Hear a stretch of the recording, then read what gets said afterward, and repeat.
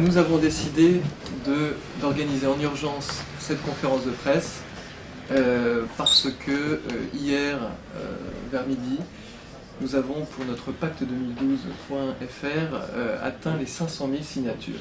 Donc je vais revenir sur ce qu'est le pacte2012.fr, sur ce qu'est ce pacte adressé aux candidats à la présidentielle.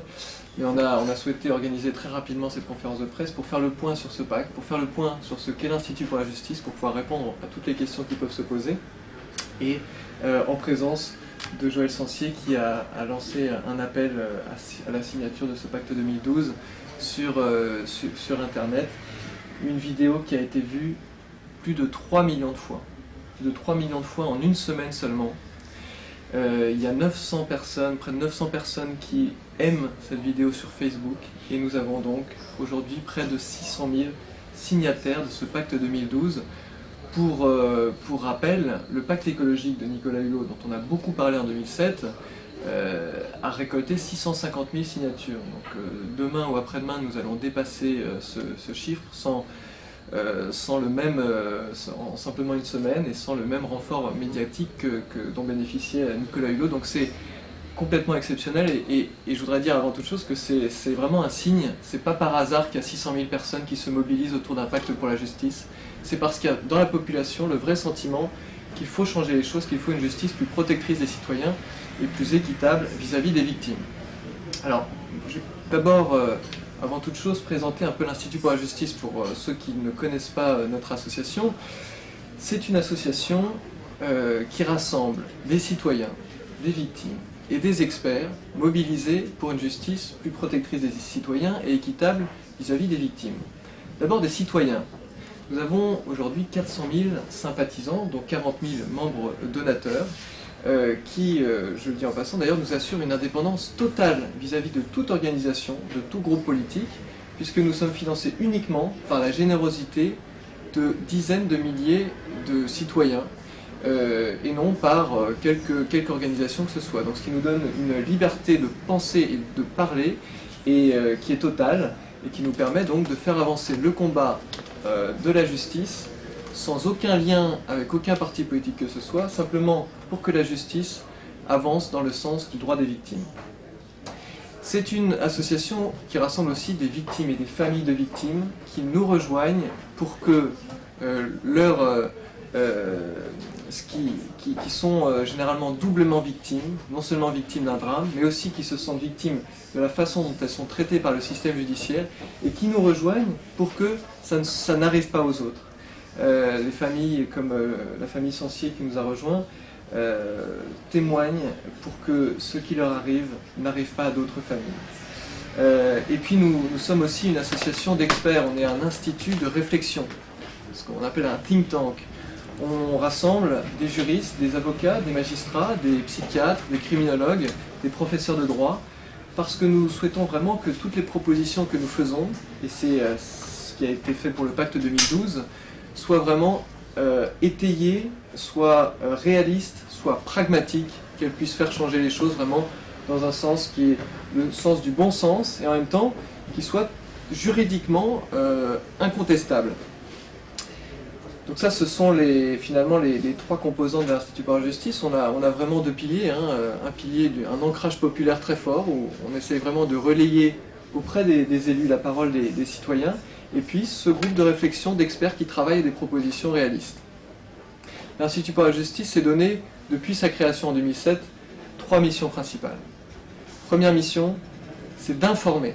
Informer la majorité des citoyens, informer les citoyens de la réalité du fonctionnement du système judiciaire, parce que on a l'expérience de beaucoup de victimes et familles de victimes qui nous disent que avant d'être confrontés à la justice, elles ne savaient pas ce qui allait leur arriver et qui sont atterrés par le fonctionnement. Nous, on souhaite que le plus grand nombre de Français sachent ce qui se passe pour qu'on puisse faire changer les choses. Et bien sûr, les témoignages comme celui de la famille Sancier permettent de sensibiliser, d'informer les Français de cette réalité. Deuxième objectif, c'est de préparer, comme j'ai dit, avec des experts, des propositions. On n'est pas simplement dans une action dénonciation ou d'information ou de sensibilisation, on veut aussi être constructif, c'est-à-dire faire des propositions pour que ça change. Et c'est pour ça qu'on a développé ce réseau d'experts. Et la troisième mission, c'est de porter ces propositions-là qui sont élaborées auprès des responsables politiques. On ne veut pas simplement faire des propositions qui restent dans un tiroir, on veut porter ces propositions auprès des responsables politiques pour les informer de la réalité, pour les convaincre qu'il faut agir. Et donc, c'est vraiment une action de conviction auprès des responsables politiques.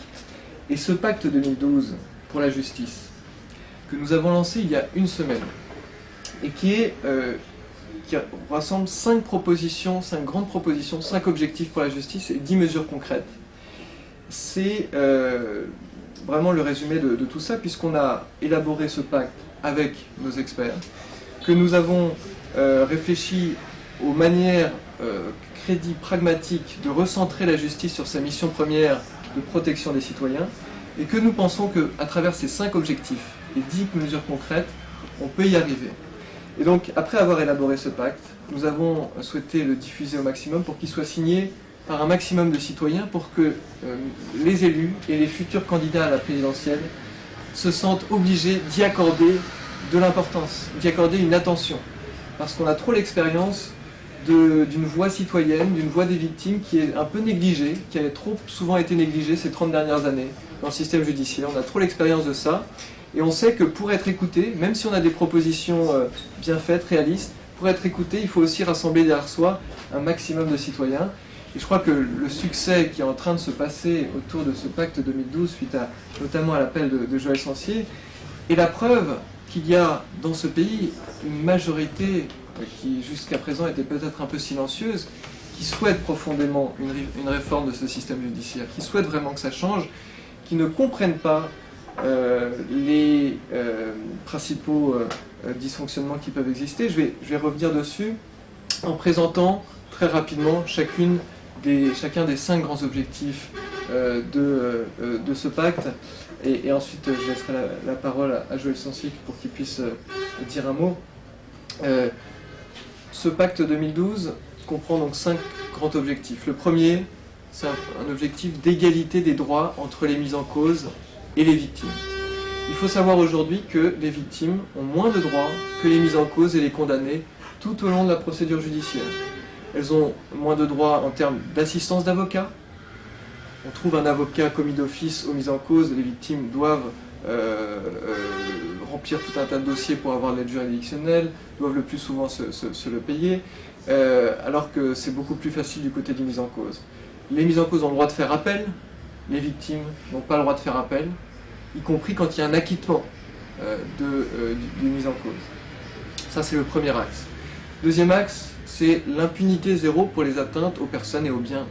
Parce qu'il y a un sentiment dans ce pays un peu d'incompréhension par rapport à toute une série de délits, non pas de la gravité qui a touché la famille Sancier, bien sûr, mais de délits de moyenne gravité qui se traduisent par des sanctions qui n'en sont pas, des rappels à la loi, des stages de sensibilisation, des sursis, des sanctions qui en fait souvent encouragent la récidive en provoquant un sentiment d'impunité.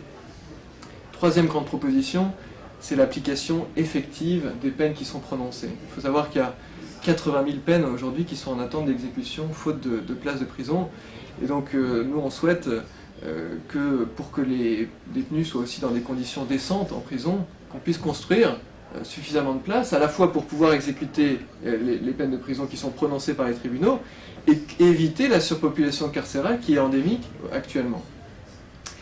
Et puis application effective, ça veut dire aussi suppression des remises de peine automatiques qui sont accordées systématiquement aux condamnés détenus et faire en sorte que chaque condamné fasse au minimum les 3/4 de sa peine. Quatrième grand objectif, c'est une fermeté de précaution vis-à-vis des criminels dangereux. La dangerosité, c'est un mot qui a été introduit depuis peu dans le monde judiciaire, mais le monde judiciaire n'est pas encore assez sensible à cette question-là.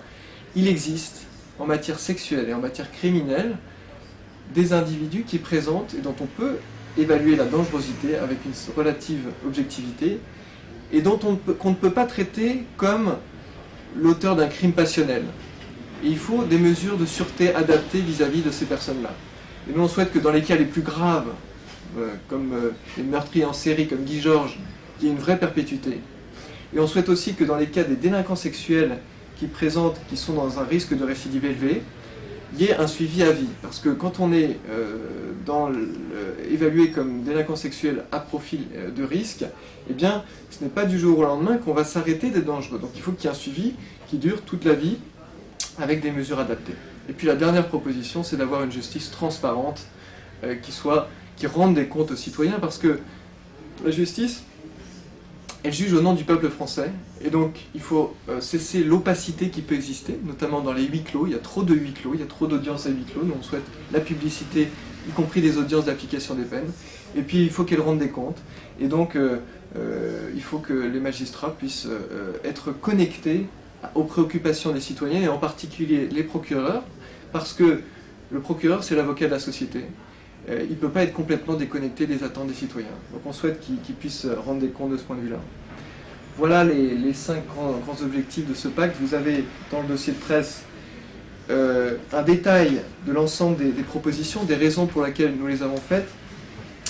Et aujourd'hui, nous allons, jusqu'au début de la campagne officielle, puisque pour l'instant ce n'est pas le moment, simplement appeler les citoyens à se mobiliser le plus possible autour de notre pacte 2012.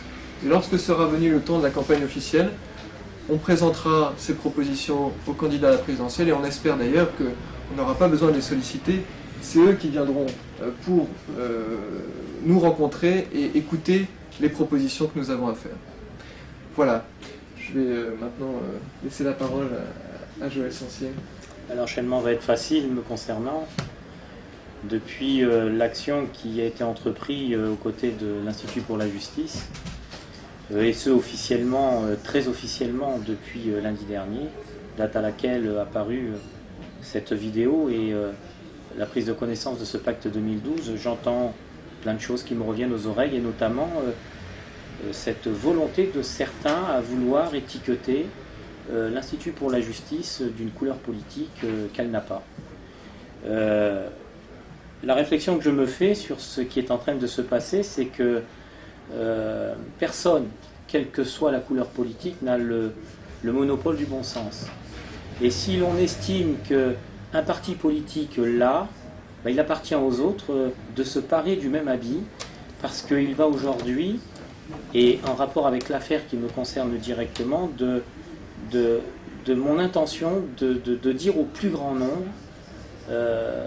la nécessité de faire les changements qui s'imposent pour permettre enfin à cette institution judiciaire qui est en train de m'écraser d'être revue, corrigée, remis au goût du jour, mais surtout avec comme objectif celui de répondre à son principal, sa principale mission, qui est celle d'assurer la protection du citoyen, ce qui n'est pas le cas en ce qui me concerne et en ce qui concerne nombre d'affaires en cours. C'est la réflexion que je me fais. Je me dis que les lois ont été faites par les hommes, il n'y a que les hommes qui peuvent la défaire. Et en parlant, en projetant sur la toile l'idée qu'il est nécessaire de changer tout ça, et en voyant derrière nous ce flux de gens qui adhèrent complètement aux propositions qui sont faites, on ne peut que se satisfaire effectivement de tous ces gens qui malheureusement s'aperçoivent de la même nécessité que moi de faire ce qu'il faut pour que ça change.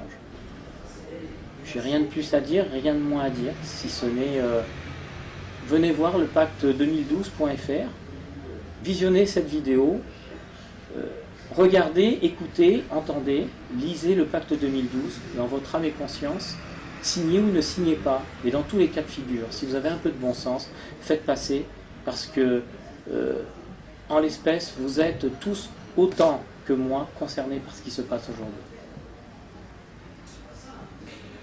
Est-ce qu'il y a des questions? Oui. Qu'est-ce que vous pensez du rôle des médias dans tout ça? Parce que vous avez parlé d'Internet avec 3 millions, je crois, de visionnages, c'est énorme, parce qu'il correspond à bonne émission de télévision. Est-ce que vous ne pensez pas que Internet permet de contourner un traitement médiatique souvent sensationnaliste et qui fait finalement peu changer les choses, parce que sinon on n'en serait peut-être pas là. C'est certain que Internet nous a permis de diffuser à très grande échelle ce pacte 2012 et c'est vrai que c'est exceptionnel parce que quand on a envoyé un communiqué de presse pour expliquer nos propositions aux journalistes, il n'y a eu aucun retour, pas de dépêche AFP au départ. Et donc c'est vrai qu'Internet est un outil démocratique puisqu'il permet aux citoyens directement, comme vous dites, par de là les médias, d'exprimer leur opinion. Mais on espère maintenant que les médias vont pouvoir se saisir de cet incroyable engouement, réaliser qu'il y a quelque chose qui est en train de se passer, qu'il y a une attente des citoyens envers une justice plus équitable, et non pas relayer notre appel, mais parler de la réalité de la population et de ce qu'elle attend. C'est ça qu'on espère maintenant.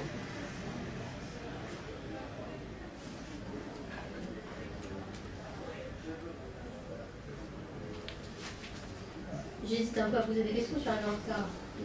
Ça venait juste de commencer. Non, ça venait juste de commencer, donc pas de souci. Non, c'est juste l'aspect politique que vous évoquez, monsieur, en termes, quand vous craignez une récupération, mais en même temps c'est un petit peu naturel, puisque l'objectif c'est de faire des propositions d'ici la présidentielle. Il y a des gens, c'est le Figaro qui a écrit que là c'est à droite. C'est venant de là, je veux dire, que faire, je ne sais pas. Alors, comment vous qualifiez si le Figaro vous qualifie que là c'est à droite? Plutôt à droite, si j'ai bien vu. C'est vrai que les journalistes ont tendance à étiqueter, c'est ce que disait Joël Sancier. Ouais. C'est vrai que c'est assez bizarre parce que notre institut fait partie des associations les plus indépendantes qui soient, beaucoup plus indépendantes que beaucoup d'associations qui sont subventionnées, parce que nous on a une indépendance totale, structurelle, qui fait qu'on n'a aucun lien organique ou privilégié avec quelque parti que ce soit.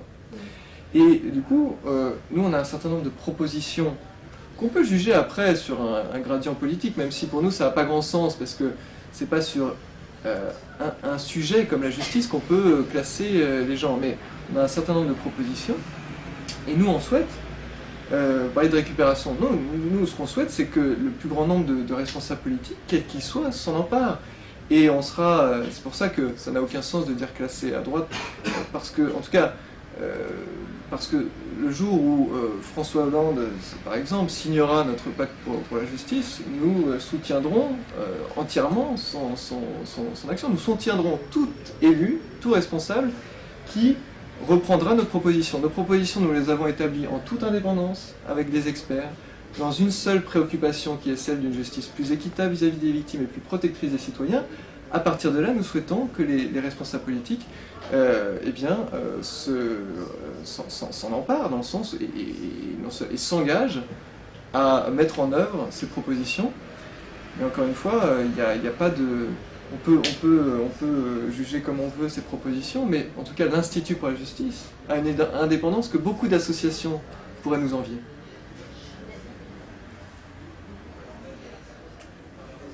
Moi, en fait, je fais pas partie des 3 millions qui ont vu la vidéo, donc je ne sais pas de quoi il s'agit, je suis arrivé un peu vite. Est-ce que vous pouvez résumer un peu votre histoire en quelques mots? Sur la vidéo par elle-même, je parle de manière très succincte de l'affaire de mon garçon.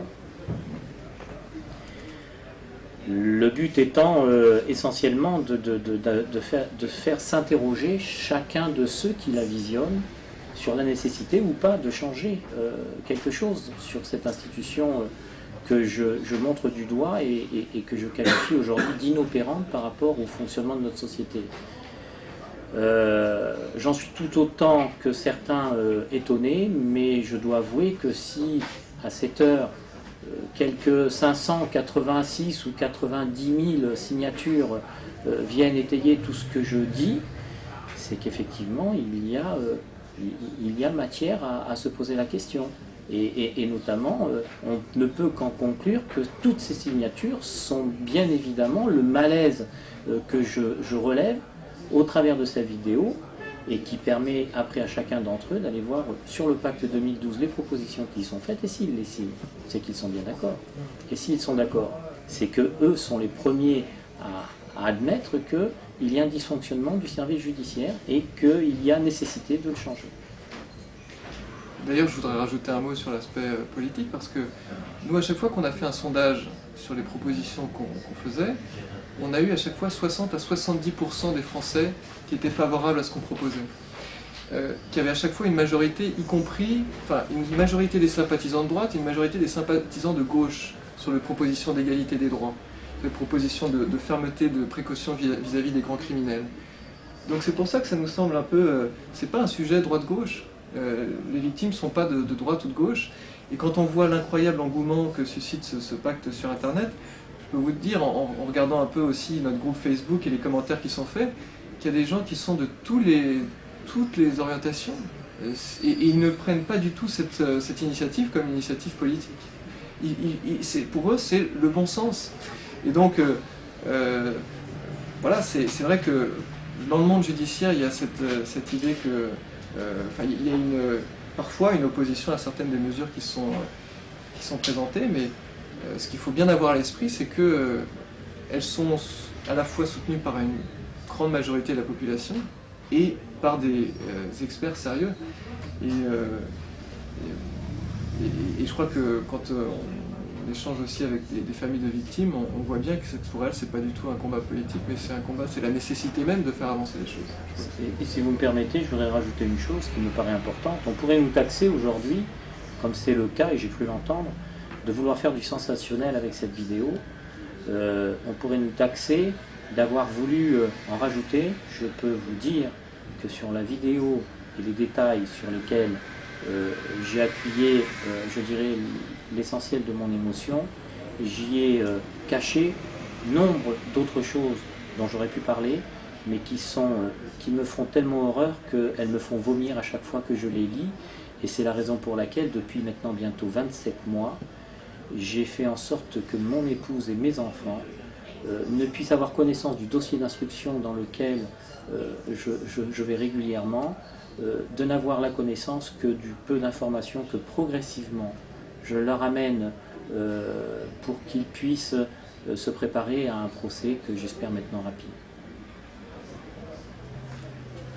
Monsieur Sancier, quand vous parlez de justice inopérante ou de dysfonctionnement, c'est lié au fait qu'on a remis en liberté lorsqu'il est présumé de votre fils, ou est-ce qu'il y a d'autres choses qui vous laissent penser que la justice ne sera pas rendue dans cette affaire? Madame, j'ai 30 ans de police derrière moi.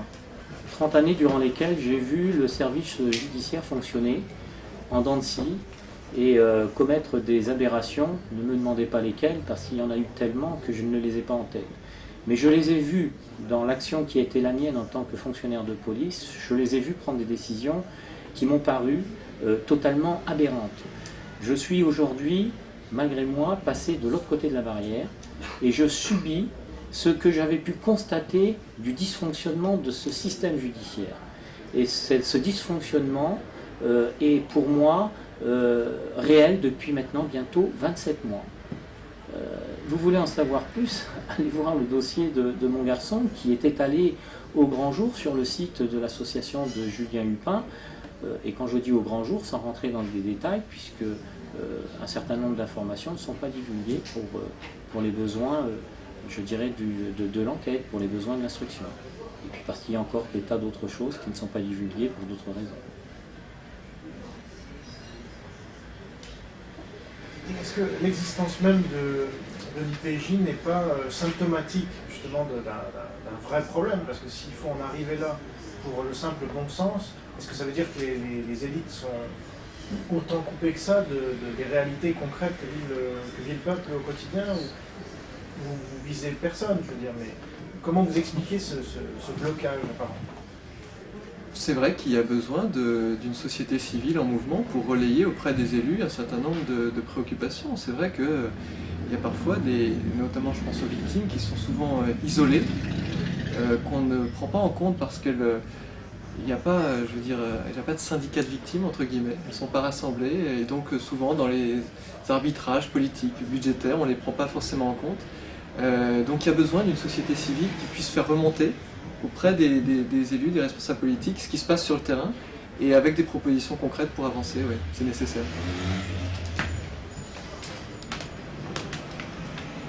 D'autres questions?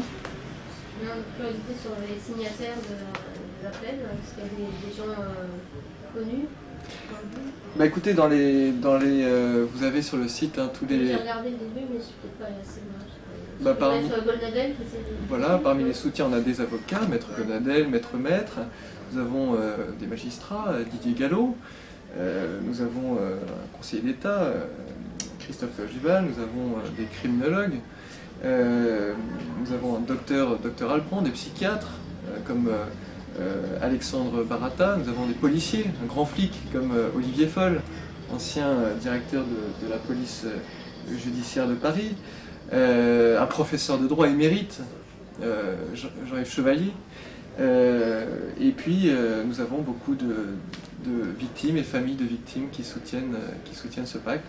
Et puis au-delà de tous ces noms, il y a bientôt 600 000 personnes, et parmi lesquelles, à en voir certains commentaires sur notre site internet, déjà beaucoup de victimes, beaucoup de citoyens ordinaires aussi qui ont envie que ça change.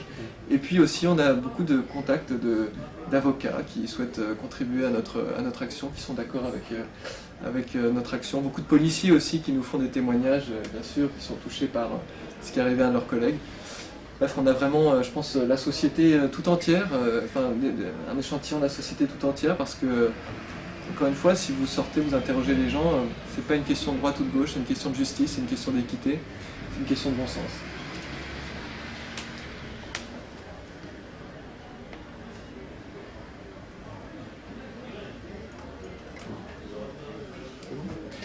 Bien, merci beaucoup, on va s'arrêter là. Merci à vous.